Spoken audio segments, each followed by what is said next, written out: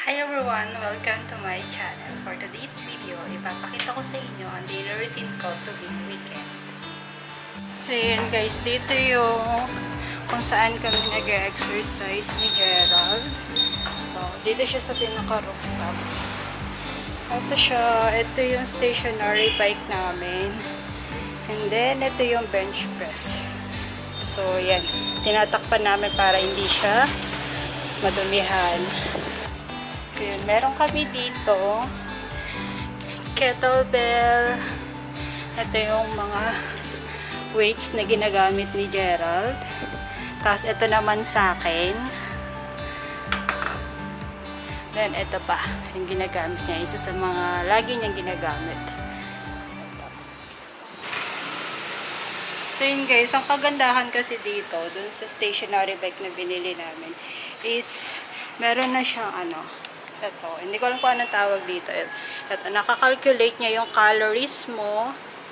Ayan siya. Tapos, yung time, kung gano'n nakalayo, yung narating mo sa pagbabike. Then, ito yung time pala. Ito yung distance. Tapos, ito yung speed mo.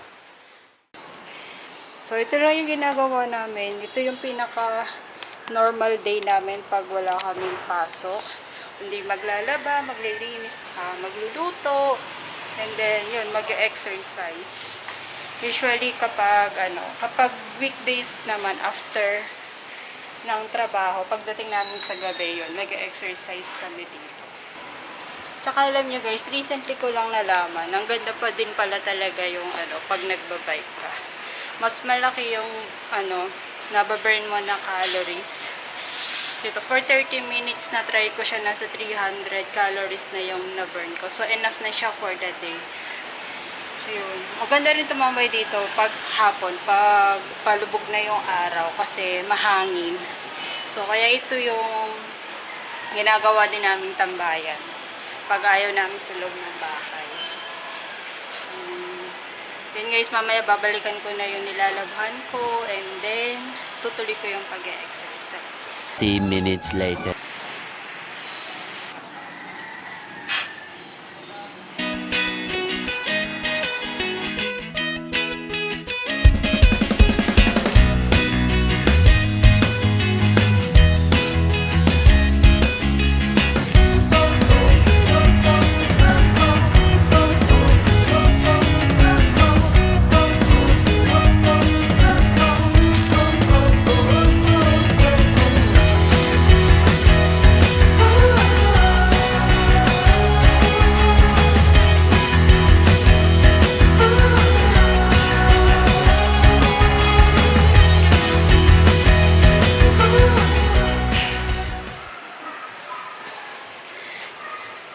So yun guys, nakapag-burn tayo ng 300 plus calories for 38 minutes.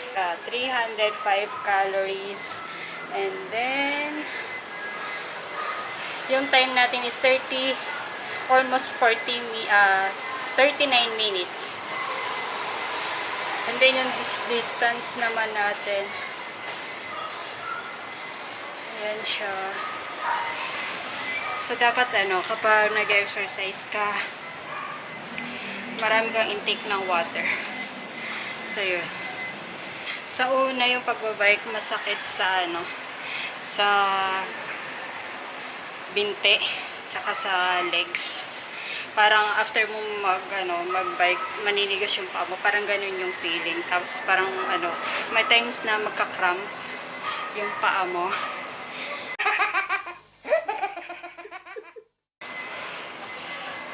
Pasensya na, hinihingal pa ako.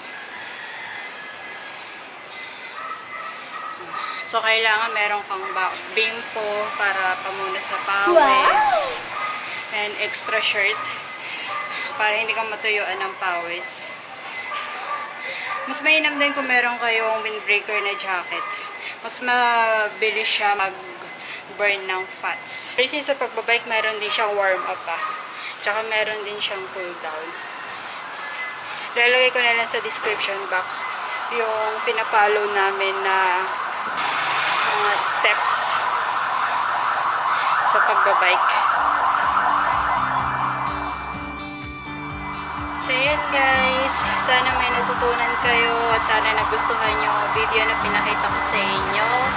And kung may suggestion kayo, feel free to comment down below. Pasensya na medyo maingay sa labas kasi yung dumadaang sasakyan. Pag ganitong oras talagang maraming dumadaang sasakyan.